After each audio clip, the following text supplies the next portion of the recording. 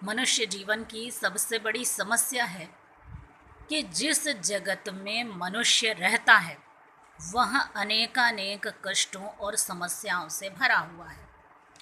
चाहते और न चाहते हुए भी हम नाना प्रकार के दुखों से घिर जाते हैं। तब हमारे कल्याण का उपाय क्या है? और भारतीय दर्शन इसी समस्या पर विचार करते हैं।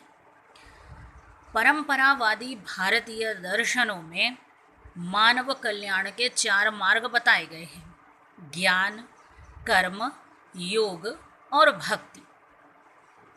ये चारों मार्ग अपनी चरम सीमा में एक ही परिणाम देते हैं। अब इनके बारे में थोड़ी थोड़ी बात करते हैं। ज्ञान स्वाभाविक है। जो व्यक्ति जितना ज्ञानी होता है वह अपनी समस्याओं को उतना अधिक समझ सकता है और उसका हल कर सकता है। लेकिन ज्ञान का मार्ग अनंत मार्ग है। यह विश्व सृष्टि अनंत है। प्रकृति का कोई छोर नहीं है। जितना जाना उससे अधिक जानने को अभी शेष है। और जब हम ज्ञान प्राप्त कर लेते हैं तब हमें ये बात पता चल जाती है कि हमने जितना जाना है वह जितना नहीं जाना उसकी तुलना में कुछ भी नहीं है। ज्ञान प्राप्त करते रहिए और निरंतर आगे बढ़ते रहिए। लेकिन इस मार्ग का अनुसरण कौन कर सकता है? जो व्यक्ति ज्ञानी है, बुद्धिमान है, वह इस मार्ग पर चल सकता है। किंतु यह मार्ग जनसाधारण के लिए सरल नहीं है। अब दूसरा मार्ग आता है योग का मार्ग। योग साधना के विषय में आजकल सभी थोड़ा बहुत परिचित हैं। स्वामी रामदेव जी ने हमें इस बारे में बहुत अच्छी तरह परिचित करवाया है। और शरीर पर योग साधना के कितने सकारात्मक परिणाम हैं ये भी हम अपने दिन प्रतिदिन के जीवन में अनुभव सरलता से कर सकते हैं। योग के 8 सोपान हैं: यम, नियम, आसन, प्राणायाम, प्रत्याहार, धारणा, ध्यान और समाधि। जैसे जैसे हम योग के इन सोपानों को पार करते चले जाते हैं वैसे वैसे ही कहा जाता है, ऐसा पुस्तकों में लिखा है कि जो साधक है वह विशेष सिद्धियां प्राप्त करता चला जाता है और उसके बाद अनंत कल्याण के उस बिंदु पर पहुंचता है जो मानव जीवन का वास्तविक ध्येय है। दुखों का अंत हो जाता है। लेकिन योग साधना भी क्या इतनी सरल है?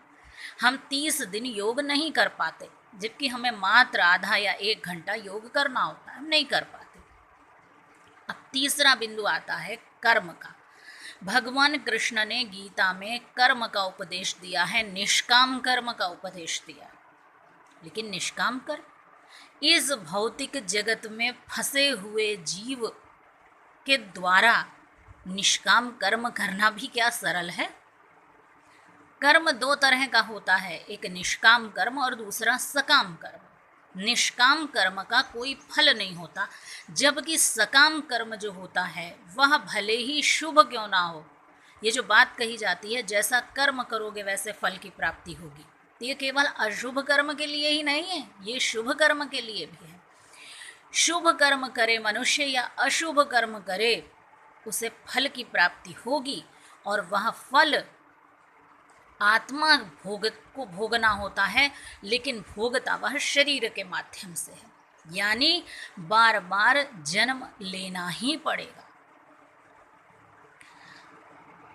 और उस कर्म का के फल को भोगना भी होगा। और सुख दुख हम इस शरीर के माध्यम से ही प्राप्त करते हैं। अब चौथी बात आती है भक्ति की। भक्ति का मार्ग सबसे सरल मार्ग है। निकृष्ट से निकृष्ट जीव भी भक्ति के मार्ग पर चल सकता है, चाहे वह सामान्य व्यक्ति हो, विशिष्ट व्यक्ति हो, स्त्री हो, पुरुष हो, कोई जीव जंतु हो, कोई भी हो, भक्ति के मार्ग का अनुसरण कर सकता है। और यह सबसे सरल है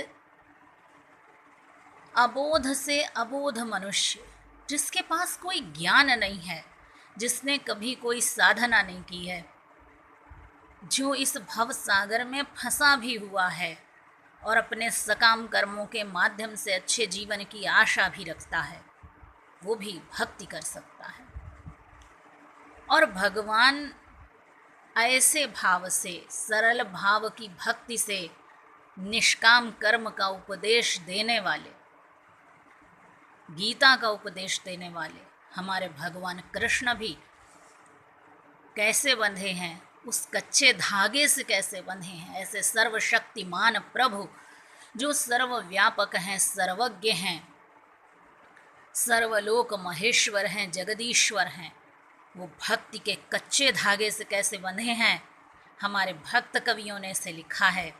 शेष महेश दिनेश गणेश सुरेश हु जाहि निरंतर ध्यावें, जाहि अनादि अनंत अखंड अछेद अभेद सुबेद बतावें, नारद से शुक व्यास रटें, पचिहारे तहु पुनि पार न पावें, ताहि अहीर की छोहरियाँ छछिया भर छाछी पे नाच नचावें। छोटी छोटी लड़कियाँ जो दूध लेकर, माखन मिश्री लेकर घूमती हैं, भगवान खुद उनके पीछे पीछे माखन मिश्री के लालच में उन्हें नाच दिखाते घूमते हैं। उमा दारू जो शित की नाई, सब है नचावत राम गोसाई। जो इस संसार को नचाता है, कठपुतली की भांति नचाता है, वो भक्ति की डोरी में बंधा हुआ माखन और मिश्री के लिए कैसे नाचता है। स्वामी दयानंद सरस्वती ने मूर्ति पूजा का विरोध किया। एक बार किन्हीं स्वामी जी से उनका शास्त्रार्थ था, तब उन्होंने एक पंक्ति कही, न तस्य प्रतिमा अस्ति, अर्थात न तस्य प्रतिमा अस्ति, उसकी प्रतिमा नहीं है, उस सर्वज्ञ की प्रतिमा नहीं है। तो स्वामी जी कोई थे, मुझे नाम तो स्मरण नहीं है, उन्होंने उत्तर दिया, न तस्य प्रतिमा अस्ति, जो झुका हुआ है उसके लिए प्रतिमा है, उस सर्वज्ञ की प्रतिमा है। भक्ति का महात्म्य तो अब स्पष्ट हो ही गया होगा, और हम अब अपनी वाणी को विराम देते हैं। नमस्कार।